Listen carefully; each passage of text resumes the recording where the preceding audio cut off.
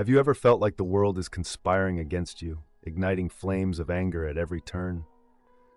What if I told you there's a timeless secret to extinguishing that fire and regaining control? Discover how Stoicism can transform your life, teaching you the dark art of mastering your emotions. Accept the flow of life. Life is like a river, ever moving and unpredictable.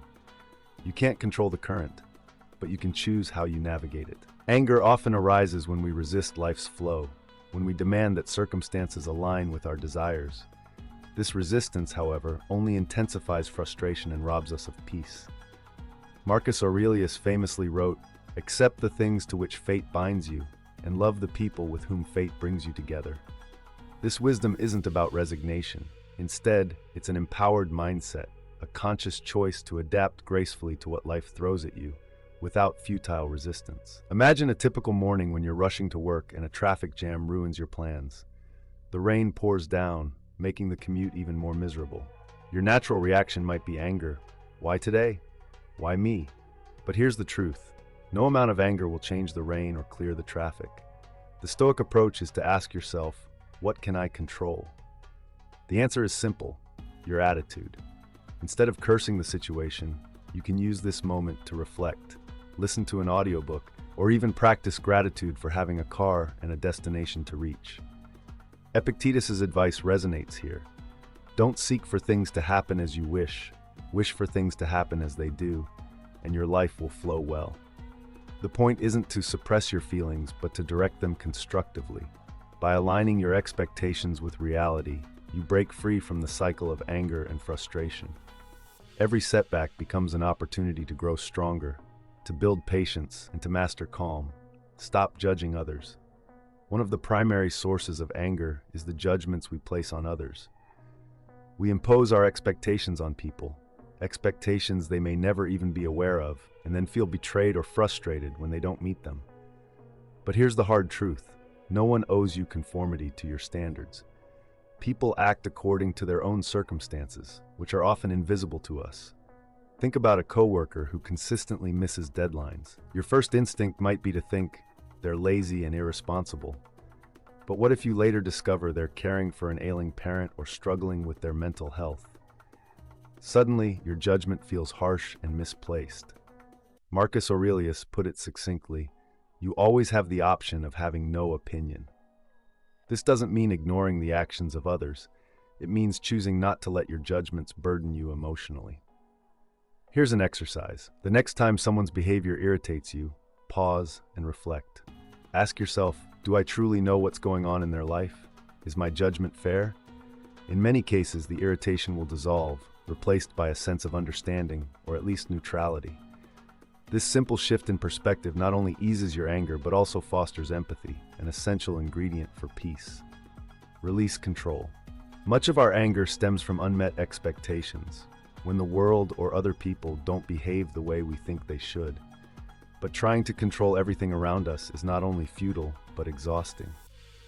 The Stoics understood this well, which is why they focused on differentiating between what is within our control and what isn't. Seneca's wisdom captures this perfectly.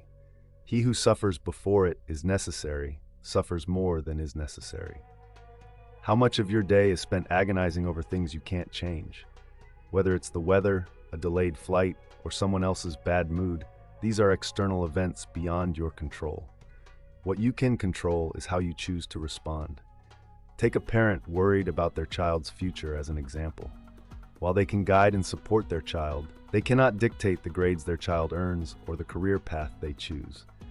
Fretting endlessly about these uncontrollable factors only drains the parent's energy and creates unnecessary stress. Instead, the Stoic approach is to focus on what they can influence, providing a supportive environment, teaching values, and leading by example. One practical Stoic exercise is premeditation malorum, or preparing for adversity. Begin your day by visualizing the things that might go wrong, an argument, a missed opportunity, or even bad weather. This practice doesn't make you pessimistic, it makes you resilient. By anticipating challenges, you're less likely to be blindsided when they occur. And when you're not caught off guard, you're far less likely to react with anger. Letting go of control isn't giving up, it's gaining clarity. When you stop fighting battles you can't win, you reclaim the energy wasted on frustration and direct it toward mastering yourself. Embrace imperfection. We live in a world where perfection is often glorified, yet it's an unattainable ideal. People make mistakes, circumstances don't always align with our plans, and that's okay. Anger, more often than not, stems from our refusal to accept this simple truth. Epictetus reminds us, it is not what happens to you, but how you react to it that matters. Imagine delegating an important project to a colleague, only to discover they've made several mistakes. Your first reaction might be anger. How could they mess this up? But take a step back and ask yourself, was my expectation of perfection fair? Likely not. Mistakes are part of being human, and they're opportunities for growth, for both you and the other person. Marcus Aurelius provided a simple yet powerful exercise. Each morning, remind yourself that you'll encounter ingratitude, betrayal, and selfishness. This isn't cynicism, it's preparation. When you start your day expecting imperfection, you're less likely to be caught off guard by it. Instead of meeting life's flaws with anger, you meet them with understanding. Assume responsibility for your emotions. Here's a radical idea. No one can make you angry. Anger is a choice, a reaction to external events.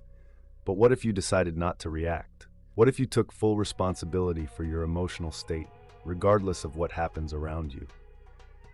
Imagine you're driving and someone cuts you off. Your immediate reaction might be to honk, shout, or fume in anger. But stop and ask yourself, does this moment really deserve my peace? The driver's actions are beyond your control. What you can control is your response. Instead of reacting with anger, let it go. It's not worth the mental energy. Epictetus wrote, "You have power over your mind, not outside events. Realize this, and you will find strength." This principle is transformative. It shifts the focus from blaming others to mastering yourself. When you take full ownership of your emotions, you're no longer at the mercy of external chaos. Master the art of non-reaction. Not every provocation requires a response. In fact, silence is often the most powerful answer. Imagine a heated argument where one party suddenly chooses to stop responding, to listen instead of retaliate. The tension often diffuses. Seneca observed, "The best remedy for anger is delay." When emotions flare, take a step back. Pause. Breathe. Resist the urge to retaliate immediately. This pause creates space for reflection, allowing you to respond thoughtfully rather than impulsively. Think of this analogy. If someone insults you, their words hold no power unless you grant it. By choosing silence, you preserve your peace and demonstrate strength. Remember the wisdom of the fable. If a donkey kicks you and you kick it back, you're both donkeys. Rise above the provocation.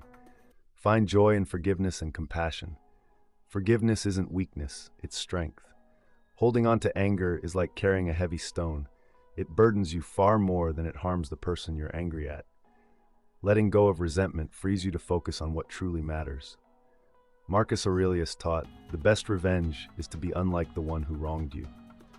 Forgiveness isn't about condoning harmful actions, it's about refusing to let them control your emotions. When you forgive, you reclaim the mental and emotional energy anger steals from you. Consider a time when you helped someone selflessly. The warmth and joy you felt in that moment are what replace the bitterness of anger when you choose compassion. Forgiveness is a gift you give yourself, allowing you to move forward unburdened.